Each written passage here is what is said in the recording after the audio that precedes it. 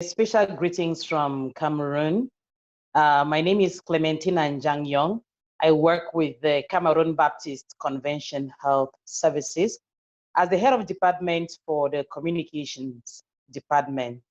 And talking about my community, we have people who come for comprehensive health services within the CBC Health Services. And in Queen Baptist Health Center, now Queen Baptist Hospital as we are talking, which is the one in the northwest region of Cameroon and specifically in the city of Bamenda, we have many people who come here to receive family planning services. A good number of these women who come here have made us to understand just how useful and how helpful family planning services has been to them. It has enabled them, especially those women who are in the reproductive age, to make informed decisions about their sexual and reproductive life. It also goes a long way to help adolescent mothers to continue with their education. A lot of them have also testified to us how family planning has enabled them to be able to go back to school, and it equally reduces the maternal mortality in my region and especially in my community. So we don't get to hear about maternal mortality as was the case before. Speaking as an individual, actually, when I got married, my husband and I didn't have children until the time that he died. But then, talking about family planning is something I have a passion for. I come from a family where we are 11 of us, so I have 10 siblings. And I spoke with my mom, and my mom told me that she never heard anything about family planning. However, we want to thank God that they brought us up well. We never faced any difficulties. They educated us. But then that is not the case with all the families. In the northwest region of Cameroon, which happens to be one of the coldest regions in Cameroon, there is the general belief that many families in this region have more children because it is cold, and so many people tend to be in bed and then have sex and have children. And that is why they have many children within the families. So bringing family planning into this community is very, very important. And many people welcome family planning. However, there are still some people who do not welcome family planning because in this community, there are actually some myths and misconceptions about family planning. Some women think that when you have or when you practice family planning, it is a way to make women sterile and not to put to bed again. And also there are a lot of religious beliefs surrounding family planning. And some women also believe that sometimes when you practice family planning and you get pregnant after the family planning methods that you have been taking, the tendency is you may suffer miscarriages. So there are some of these misconceptions that we have been working as Cameroon Baptist Convention to wipe out from the people. And that is why we have a lot of programs that have to do with education, sensitizing the population about family planning so that they know exactly what family planning is all about.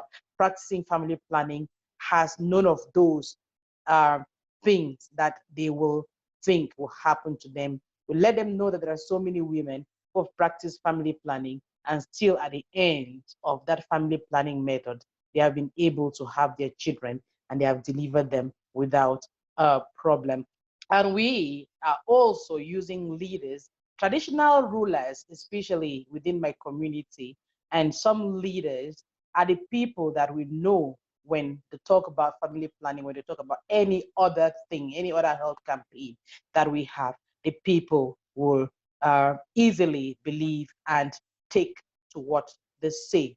We know that many women live in this community through agriculture, especially in the villages, and their economic strength, their financial strength, therefore, is not very, very strong.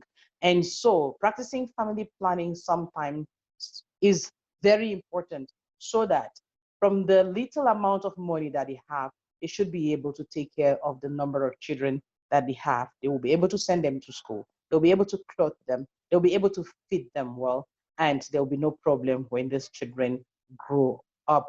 And I'll also like to mention the fact that when it comes to COVID-19 and access to family planning services, um, it has been really difficult, not just for family planning, but for other healthcare services within our facilities, because a lot of women, they fear coming to the facilities because they think that they risk contracting COVID-19. So the number of people who turn up for healthcare services, including family planning, is dwindling.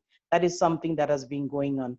In the northwest region of Cameroon, where we live in our community here, I can see family planning services are moving on well, but there is still a lot of sensitization that needs to be carried out, especially to when it comes to specific groups, specific target groups that we have to work with when it comes to family planning. For instance, the Cameroon Baptist Convention Health Services works with sex workers. We have a lot of sex workers that we've been trying to bring them in through program to make them accept family planning and be able to use them. It has not been able to extend to all the parts of Cameroon yet, but hopefully we should be able to do this, because when we work with specific target groups, we are able to also have the people who are really in need of family planning more than others. Everybody needs family planning.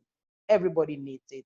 But then there are some groups that are more exposed to unwanted pregnancies more than others. And so we target these groups in a specific way as well. So I would like to say that the future of family planning is bright. And we as an institution, the Cameroon Baptist Convention Health Services, is leaving no stone unturned to ensure that family planning services reach out to people in the communities. And we also try to make our church leaders to know that family planning is good, because it helps the children that are put to bed to be able to be brought up in a dignified manner.